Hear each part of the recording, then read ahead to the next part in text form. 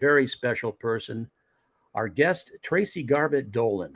Tracey Dolan is an accomplished remote viewer, abduction encounter researcher, and a member of the UFO research community. Tracey has lectured internationally on her series, The Final Frontier is in Here, bringing some of her own personal experiences as a means of opening the discussion on what we as humans are able to do innately, naturally. Now, she's the wife of UFO historian Richard Dolan and directs the Richard Dolan member website and co hosts the Off the Cuff podcast with Richard and Tracy. Prior to their podcast, Tracy and her husband both hosted the YouTube program Intelligent Disclosure, which is still available, by the way, on their channel.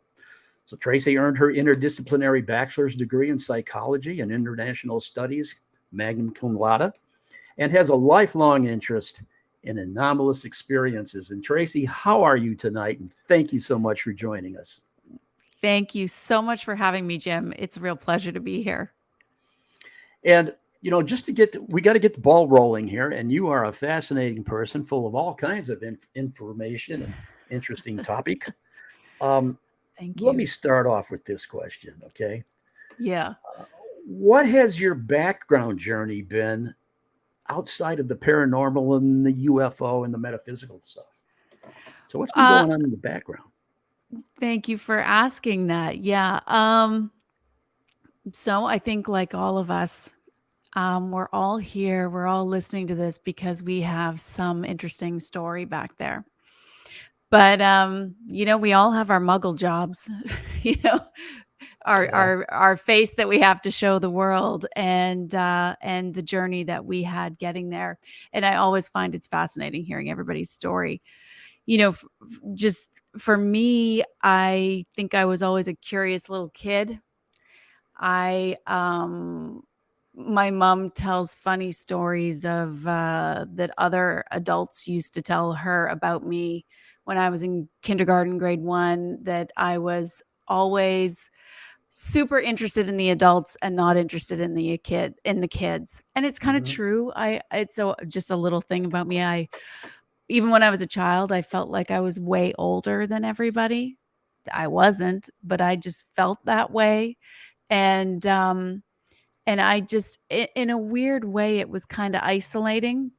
I would play with the kids, but I would always be way more interested in what the adults were doing. I wanted to explore what they were doing. I had no interest in what the kids were doing, some, but not really, And so I don't know what that was all about. It was just a thing about me.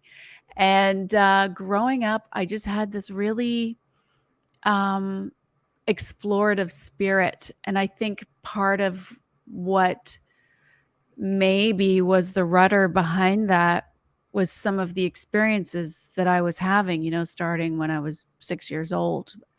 But, I traveled, very early, by the time I was 18, I had traveled for a year for the most part on my own, backpacking around. It kind of a rite of passage in some ways to me because, like a lot of people, it was filled with wonderful exploration, but also tragedy. At the age of 18, I had, during that trip, I had a friend drown in front of me, and we tried to rescue him and were unsuccessful. And, we all have these things that kind of shape us. And this is certainly one of them. There's actually some very mystical things to that story. But throughout my life, I've done all sorts of crazy stuff. I was a snowboard instructor in Whistler, Canada. I was a video game artist for EA Sports. I kind of had this thing. I felt like in this life, I wanted to try everything my heart desired. So I didn't want to ever stay in something because I felt I had to. I always wanted to sample so many different things. And I think I got a lot of criticism from my friends but that's what I had to do. And I did. So I actually went back to post-secondary 3 times. Oh, wow. Um, yeah, so I have a background in new media and design, like graphic design, Mhm. and an AS in advertising and marketing, and then I got So, a BA in which was my interdisciplinary degree in psychology and international studies, which was really like a lot of it was filled with anthropology, world religions, because I didn't just want psychology. I mhm, was always fascinated in what made us who we are, but I psychology wasn't enough. So I went into world religions. I went into the psychology of religion and spirituality. I went into medical anthropology, which was the place where I took a deep dive into lucid dreaming via Tibetan dream yoga. And it's where I really sort of looked at tribes around the world and how they were perceiving medical issues within their tribe, so that was really, I needed that because psychology, I knew from my own experiences that it did not cover everything. And for the most part, a lot of psychology is not even going into the transpersonal realm. I mean, it does more now, where they're talking about all the things that are beyond the personality, including anything that happens to you, dreams, lucid dreams, abductions, whatever, like there's a there's a whole gamut of things that happen to people, which I hope we get into, out of bodies.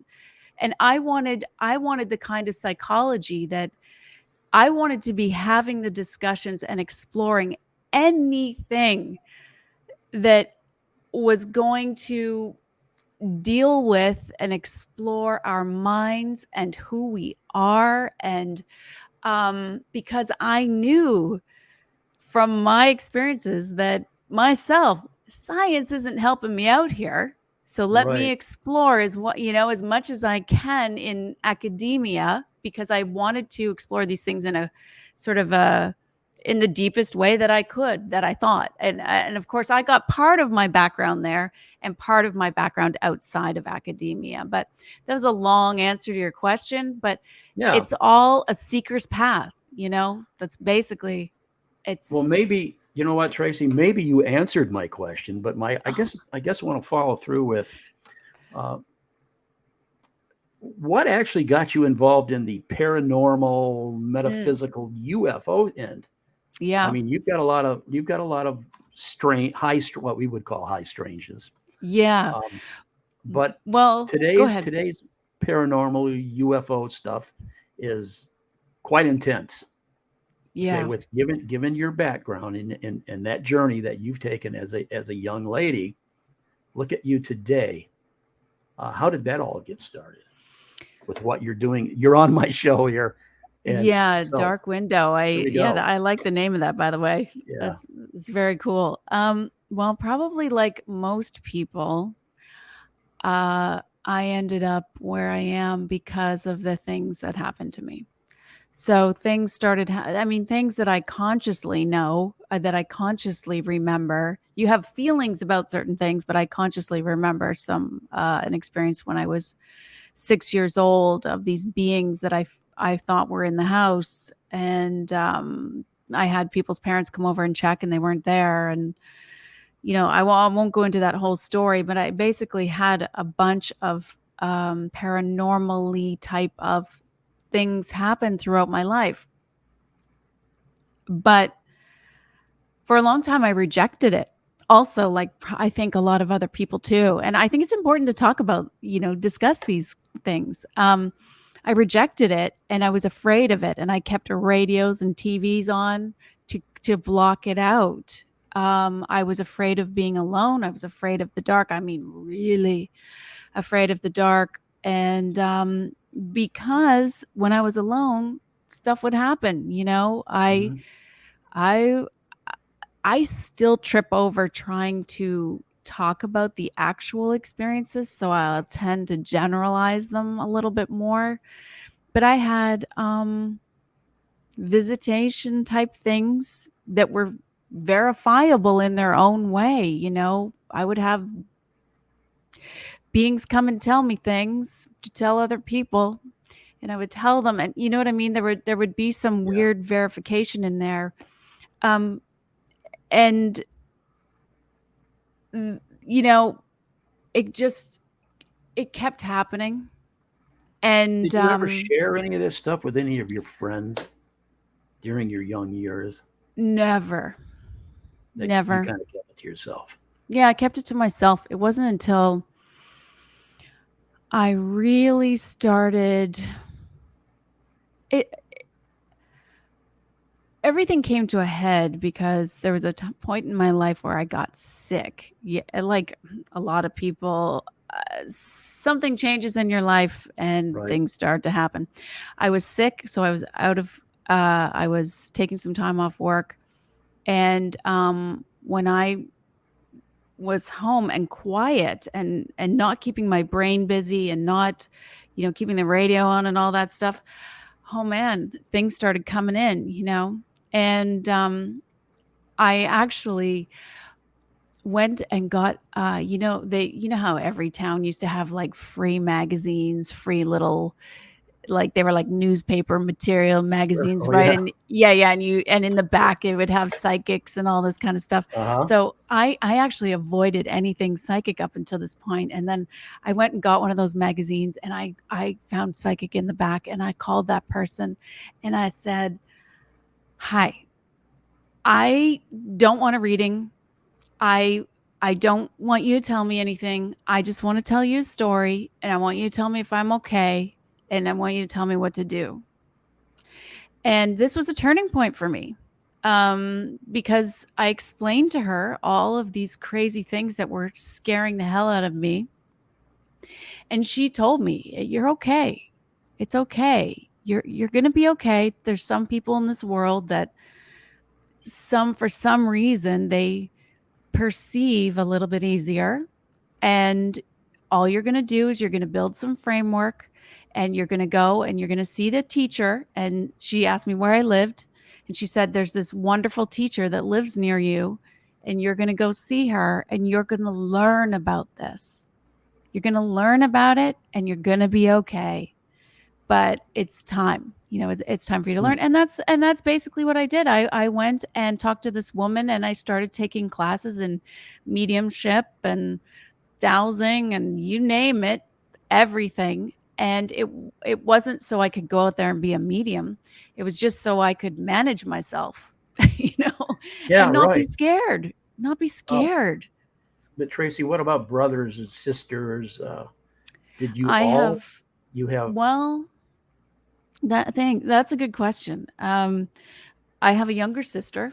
She's Mhm. a couple years younger, and um she didn't really seem to have anything like this until later. We started talking about this later. Once I started um, embracing it for myself and see in a class and seeing what was happening and getting some control, that's when I started mentioning it to a friend or two, and mentioned it to my sister eventually. And it turned out that I would have I often don't like using these old words like visions, but I Mhm. would have what I call overlays where, there's solid reality, and then you will have an overlaid reality where you can still tell the difference completely, but you'll get a scene playing out, and you'll get information on top. And it turned out that my sister had virtually the same thing, but it came in the form of dreams. So, Oh, interesting. Yes. yeah, so it just comes differently for her, and I it doesn't come as often, but it definitely comes around death for both of us. Oh, no Um, kidding. Really.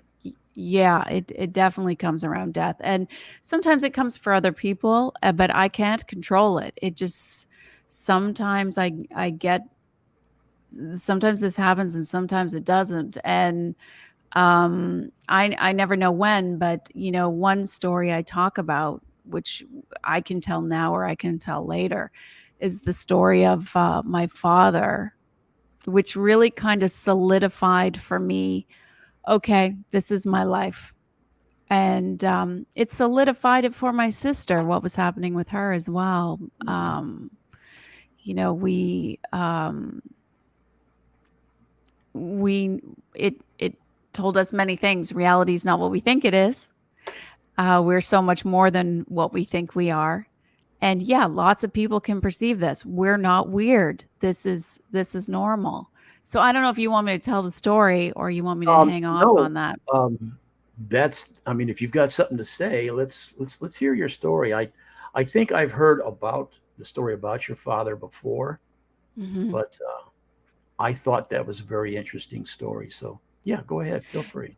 Okay, sure. I tell it because I think a lot of people probably have stories like this, to be I am honest. sure. Yes. Yeah.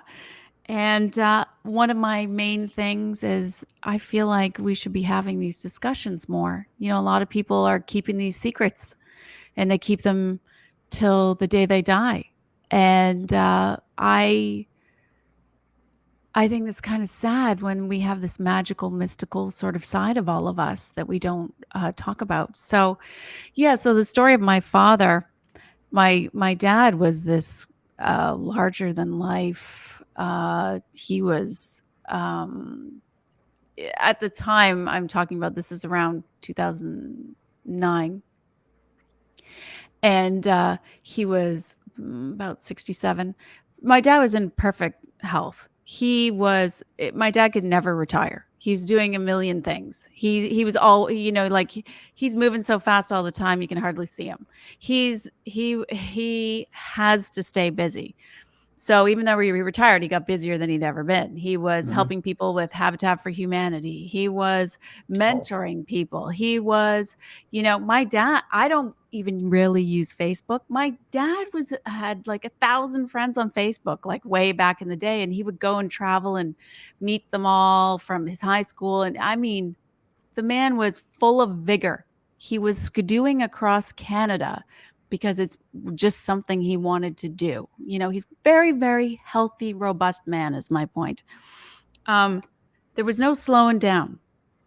And so there was no reason to suspect he was not well in any way. And I had been lying in bed in the daytime, just, you know, and I wasn't asleep. And I looked to one side. I remember looking at a blank wall to my left, and I had one of these overlays. And my father was sitting in the back of my car, smiling at me. So it was an experience. It wasn't like a picture. It was like an experience, and it was almost like I smiled back. You know, mhm. it Yeah. was Oh, very real. absolutely. Yeah. But not much else happened. But when it was over, I knew what it meant. I don't even know how I knew. And this speaks to something we have in us as well. But I knew he was going to die at that moment. Um, that he was saying goodbye. It was a very special way of letting me know because we had a little joke about my car. Uh, he Really. just thought yeah, I Yeah. had this really cheap car and I loved it. And he just thought it was so funny that I wanted to keep this cheap car, but it was perfect for me because I was snowboarding and mountain biking and I didn't want a good car. I wanted to, you know, kind of a Yeah. beater car at the time. And so it was always this little joke with us. And so it was just perfect. And he didn't tell me he was going to die. I knew You he knew was it. going to die. And he, you know, it wasn't, I actually phoned my sister the next day and I said, hey, have you had any dreams about dad? And she said, yes, she had had 2 dreams that he was going to die. And, you know, we thought, oh my God, you know, what are we going to do? And I thought, well, I'll just call my mom. And I'll pretend that it was just a dream and just see. So I phone and I would never be so arrogant though to say, "Hey, mom, oh my God, I had this, dream that dad's going to die." I would never say that. I Right. mean, Yeah. sometimes these things are right and sometimes they're not. That's just the reality, right? So I Mhm. phone her up in the morning and I say, um, how's dad's health? I had a little dream, I was just wondering how his health was. And she said, "Oh, he just had a full bill of health.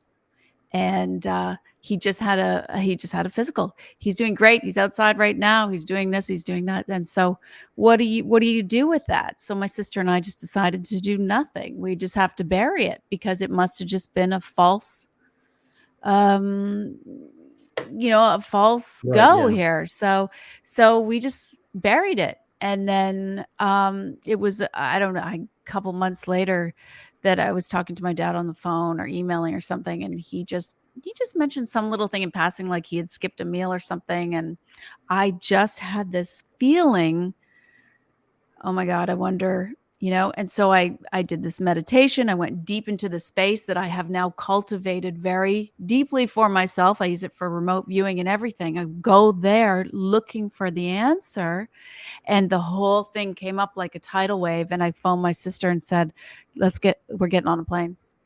She lived nowhere near me. I lived nowhere near my parents. Like, we were all very far apart, across Canada. We were in British Columbia, Canada, on the far west coast, and our parents were in Ontario, a few provinces over. Right. Yes. Yeah, Yeah. yeah, we were nowhere near them. So we're like, let's get on the plane and get there right now. And we both did. And within a couple of days, and when we got there, my dad was unable to speak. And it turned Wow. out he got pancreatic cancer, and he just went 100 to, 0 really, really, really quickly. And um and passed. And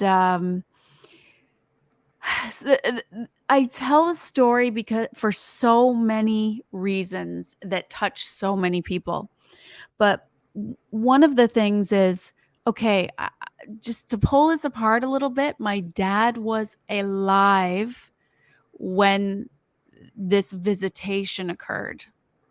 This, we often hear about these from people who've passed. My father was alive. You're talking about when he was in the back seat of your car, Yeah. right? So, yeah, so it's the middle of the day, in a real day, and somehow some part of my father, who's already seemingly in the future, because he was saying goodbye, visits me across Canada, let's just say, Right. Yeah.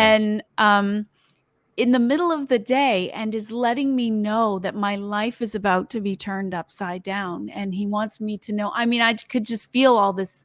He wanted me to know it's going to be okay. That I felt all this within that it was like, dear, it's my time and I'm fine with it. That's what it felt like. Right. Yeah. I would. That's a lot Right? to process, Tate.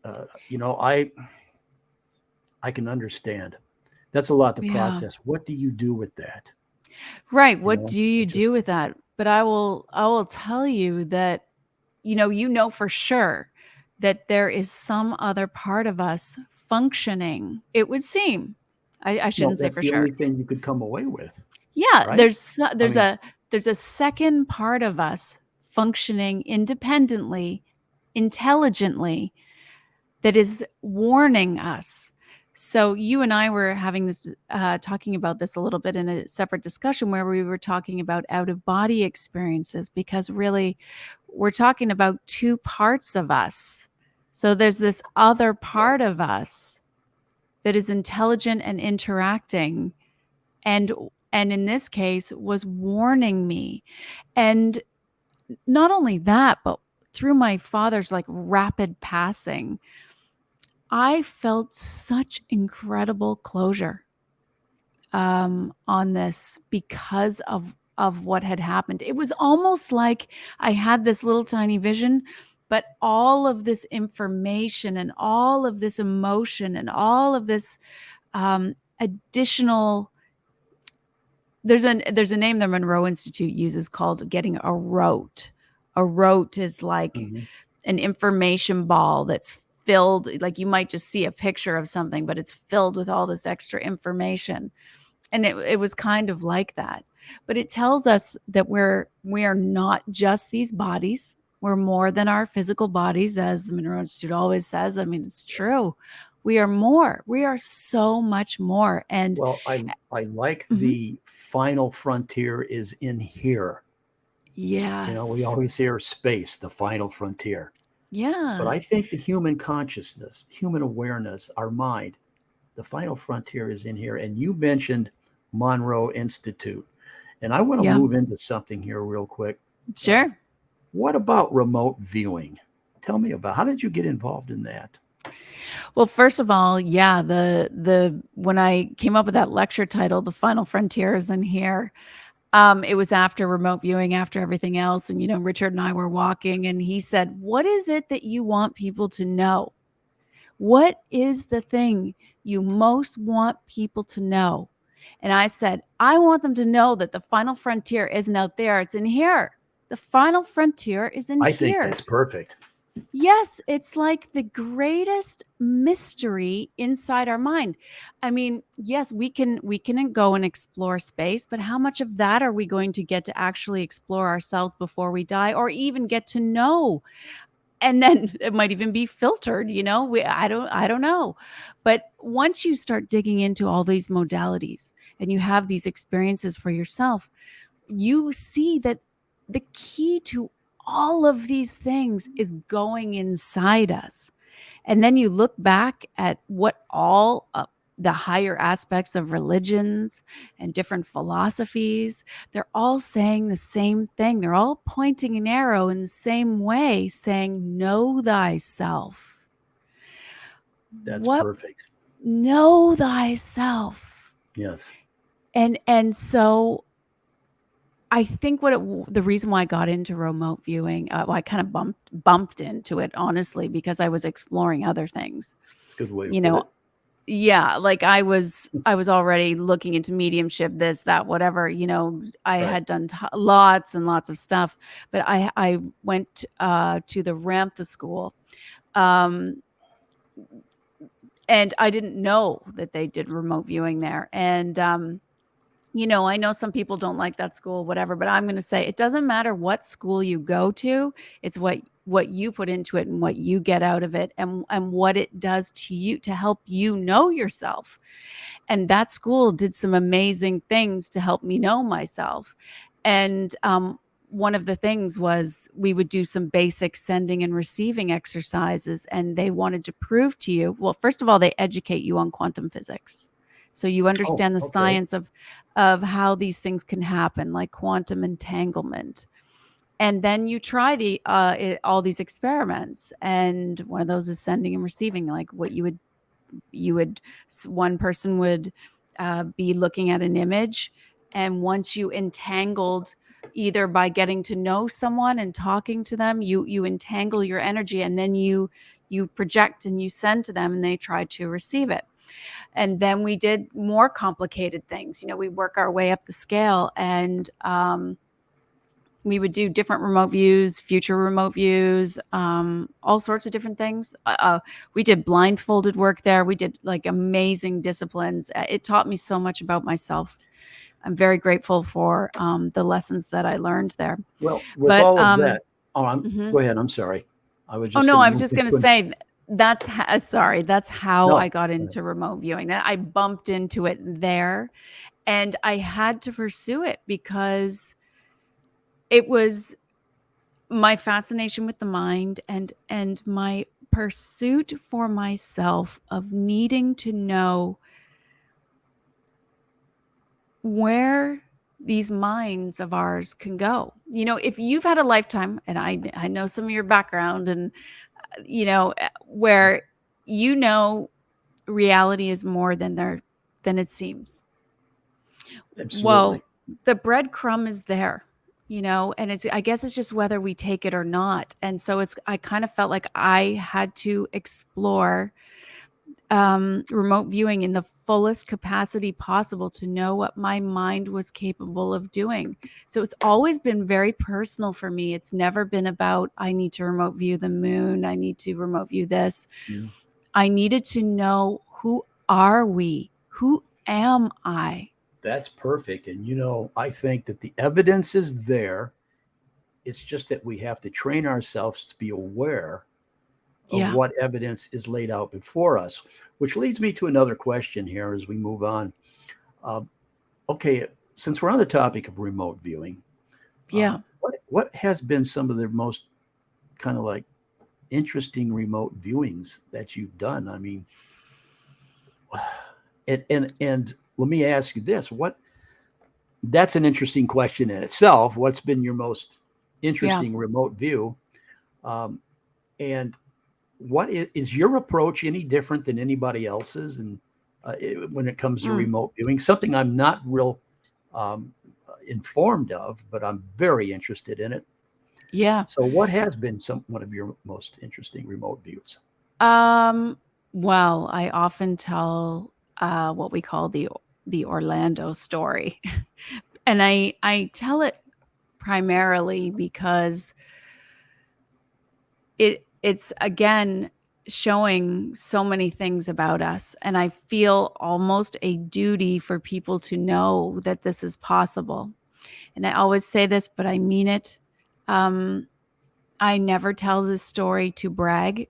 I always tell this story so people listening know that it is something that you can do, like that we all as humans can do. I feel like I need to tell people we can do this. And that the remote viewing programs have been doing this for a long time. So this is why I tell the Orlando story, and Richard always encourages that. Mm-hmm. Um, so basically, remote viewing is really about your intuition, but there it's a set of instructions on top of it.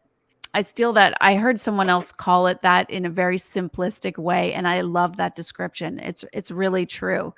Um, it's kind of this intersect in a way of science and psychic. So they were just trying to create protocols to help pull out the psychic in people, right? Right. Yes. And yeah, it's really what it is. And I mean, it's a system of asking yourself questions. So they're Oh, preset really? Okay. questions. Yeah, Yeah. that's really all it is. So a target is hidden from you, and you learn the questions and how to write it out on the paper. And just this really good method that served them well, at SRI and in the military. And so you just follow this, right? And it works for a lot of people. So wait, And let me ask you: mhm, when you yeah, remote view, is yeah, it kind of like going into a meditation? Is yes, it, yes, and you have a piece yeah, of paper that you draw yes. things on, or Mhm. how does Yeah, so that work? you're typically alone at your desk, and you just have a piece of paper, and you have a pen or a pencil, and that's it. You could have someone else there. There's different ways you can do it, but all you need is a piece of paper and a desk, to write, and your mind. And so really, it's once you learn and you go through all the levels of it, you just have to find your own way of quieting and calming your mind to the best of your ability. So, yeah, people will meditate. People will do what they call a cool down, but it could be you're just clearing off your mind. You're really probably dropping into an alpha brainwave slower state. When we're in beta and we're really, active and alert, that's not where Hmm. you want to be. You want to be just relaxing and breathing. It's meditative, and you're just dropping down. So And that mhm. alpha state is kind of what sort of what happens to you before you fall asleep? Yes, yes. So we're awake and aware in beta state. When Right. we start to drive or relax, we go into alpha.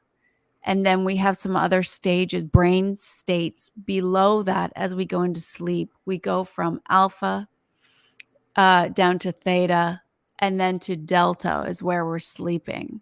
Gotcha. So Yeah, I'm just a lot of when people are meditating and relaxing, if you had them hooked up and you were watching their brain waves, they would be slowing down and you would be going from beta into alpha. That's just where it's starting to Is slow that the down. same state that you're in when people are working in the field of hypnosis when they're, because I've They're gone through probably a few of those sessions. yeah, You're in this right. relaxed state. You're fully aware, Mhm. but you're like really in this almost a daydream kind of a Yeah, right. Yeah, flowing. well, you're like absolutely right. Oh, however, with an induction, a hypnotic induction, most likely they're going to take you deeper into Gotcha. uh, slower cycles. So they're probably going Mhm. to take you into a theta.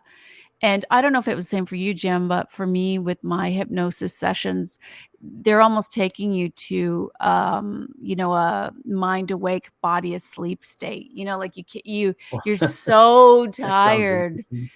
that you Yeah. have I at least found for myself, like, I had when they would ask me a question, my ego was so sleepy that it didn't wanna fight me like it usually would, going, "Oh, no, don't say that. Don't reveal that," like, don't Right. the ego gets really sleepy, and it doesn't fight you, and you're able to get more truthful information. The critic in us has shut down a little bit. So yeah, That's the yeah, yeah, it's similar. that's that ego, that problem. It's like, this can't really be happening. This is nonsense. You got Right. to put So that away.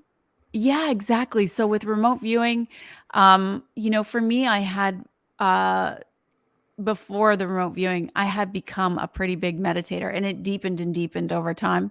And so I don't know if that's why part of it was easy for me because I was already doing that. I loved meditation and I could easily do an hour in the beginning. And I did. Sure.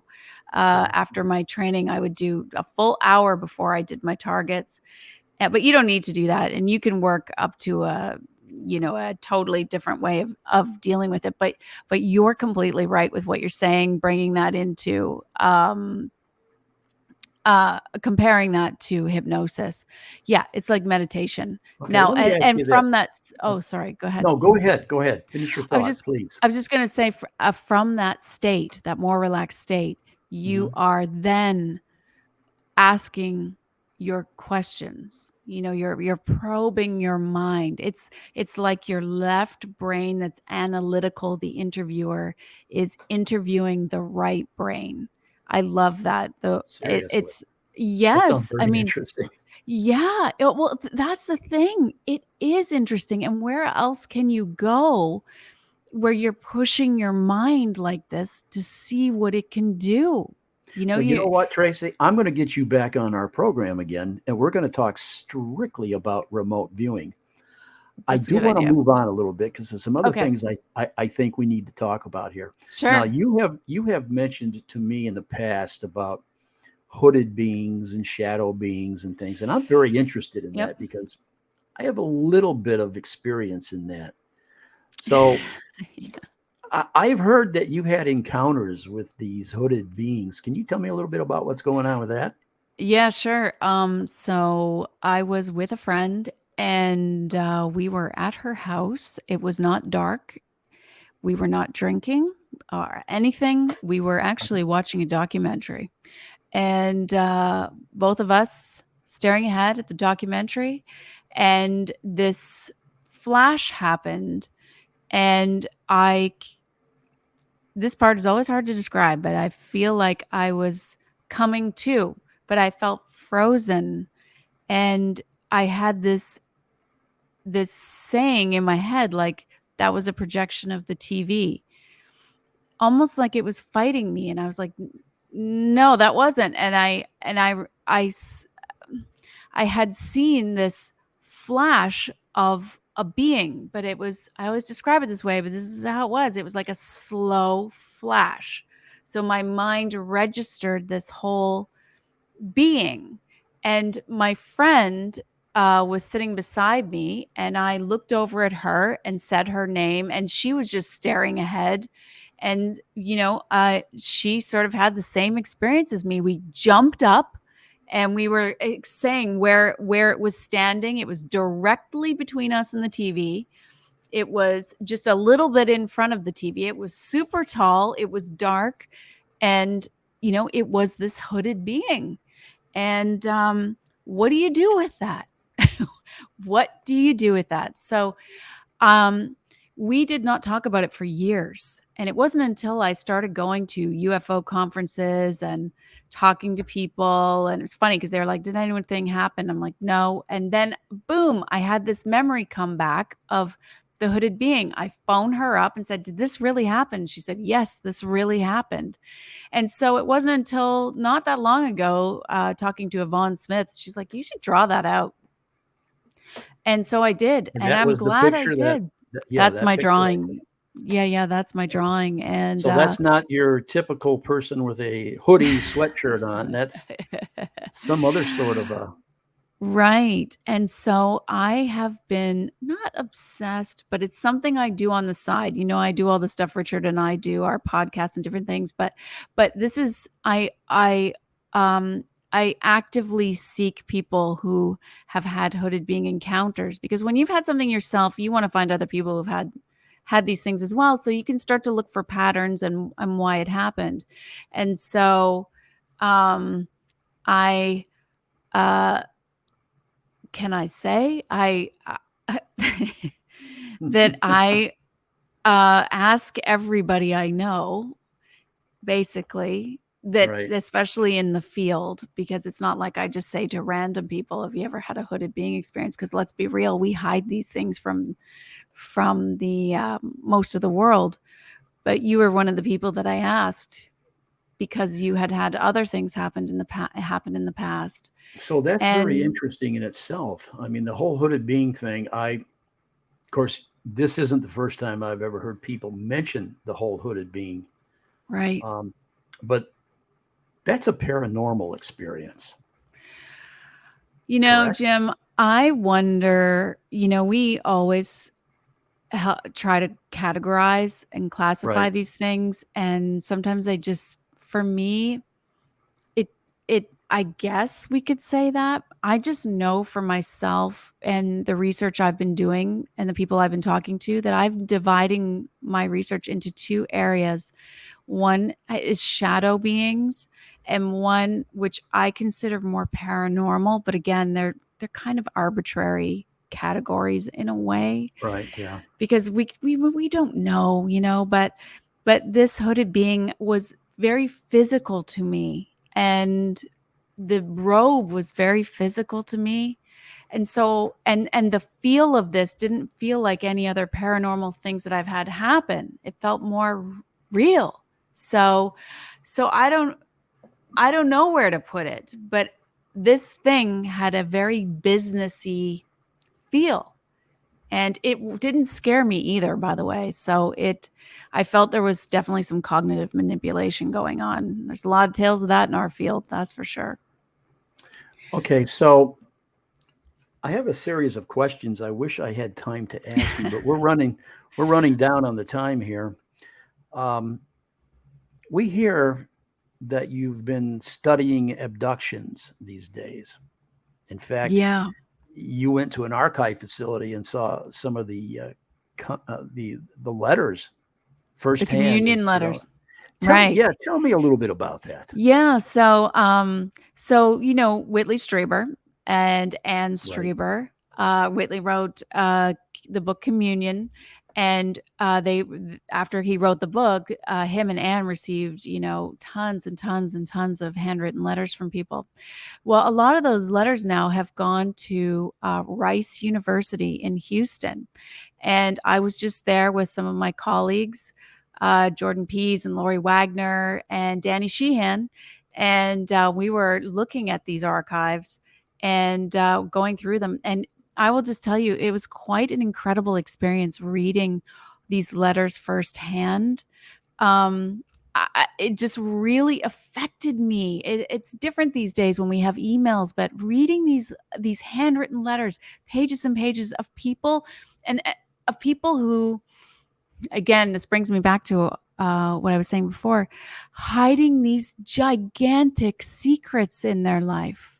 about these these things that happen, that are not explained by science. They're talking, Mhm. and they're talking about, this happened to me, this happened to my daughter, this happened to my grandfather, this, and it made them, go to religion. It made them go away from religion, because nothing in the world is helping them sort this out.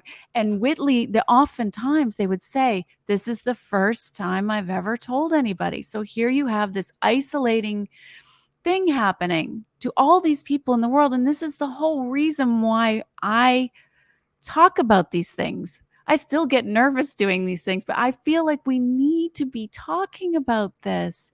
And so those letters, was going through multiple pages, and then there's a Mhm. whole box in front of me. And then just when you get through that, there's another box and another box and another box. There are hundreds of thousands of letters. And Yeah. I am now doing first person abduction research, and I am absolutely loving it. And it's, I mean, I love it, but it's sad. Some of it is sad, especially when people are so isolated and not talking to each other about it. Um, so much is happening to us that Yes. science does not explain. And this is how I always come back to what my lecture is about. Like, the final frontier is in here. And Isn't it? so let's explore what's going on inside our minds, and let's explore this phenomenon, and let's not be afraid to do that. So That's that's what it's perfect. about. We've only got a few minutes left, so It goes so fast. here's a question for you. What are you and Richard working on these days? Okay, so yeah, pretty much everything we do is either going on the YouTube channel, Intelligent Disclosure, or it's going on our website, which is called Richard Dolan Members. uh, .com. And we've got free stuff there and member stuff. But we have a new podcast that the two of us are doing together. It's audio only, which I love. And Oh, we, for Richard and I, just talk about whatever we feel like. And people will probably be surprised if they hear it, that I pull him a little more into the woo than you would expect. So I had him talking about tarot one time. So no it's kidding. it's kind of a new passion project for both of us. He still does all his same shows, but this is something that we do together, where we bring Richard's world and Tracy's world together, and it's kind of fun. We are really enjoying doing it.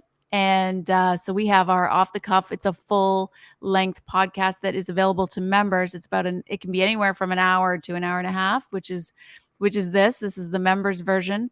And then we have clips. We take out short clips, from 10 minutes to a half an hour, and we put those up on YouTube. And that's it right there. So those are our clips, and this is kind of one of our many projects, but this is just a new fun thing that we're doing right now. So But a lot of your old stuff is still out there, so people can still Mhm. like your YouTube stuff that you had. Yeah, And yeah. that's still very pertinent and very interesting. We are you talking about our Richard stuff, or are you talking about Well, my anything stuff? the Dolans do is Oh, interesting in my mind. well, thank you. Yeah, Yeah.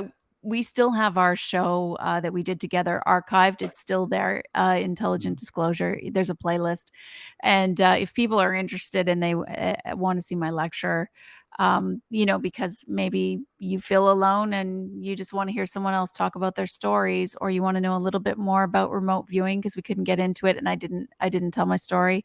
I tell it in my lectures, and you can go to the Tracy playlist there, and you'll be able to get one of the lectures in there. But Well, yeah, that's so that's what perfect. we're And doing. and Tracy, can I have you back on? Yes, you can. I would love to And come back, Jim, because I kept it kind of serious, and yeah, really, I'm not that serious of a person, to be honest. but I'm So we, fascinated with the whole remote viewing thing, which I know that you are very yeah, involved with. And I would yeah, like to expand on that somewhat. it kind of But needs its own show, doesn't it? It's hard to mix it it in does. with Yes, everything we could else. talk. We could talk Yeah. an Oh, entire yeah. hour just on remote viewing and how popular remote viewing really is, and how the government at one time, and maybe Yeah. still are, involved with Ye remote viewing and the success that they had, that they Right. have had. Am I Yeah. right? Oh, Yes. you are right. You are right. We all funded the remote viewing So, program for a long time. So Tracy, is great. It's been great having you. We're running up on the end of the program. Man, that's a quick hour, isn't it? I know that was blink. We're done. Yeah, we're done. So all I want to say is thank you, Tracy, for joining us here on Dark Window. It's been a fascinating conversation, and we're going to pick up again later. Sounds good. I loved being here. Thank you. But to all of our listeners, please join us, okay? Next week, when we have another special guest, we will host another special guest right now. I can't say as who, but you can bet that it will be as captivating a topic as anything in the world of high strangeness. So thank you, Tracy. So on behalf of my guest, Tracey Dolan, our program manager, working behind the scenes, Patricia Wilkinson, and the team at KGRA Digital Broadcasting, I am your host, Jim Mann, and this is Dark Window, and good night. Good night, everyone.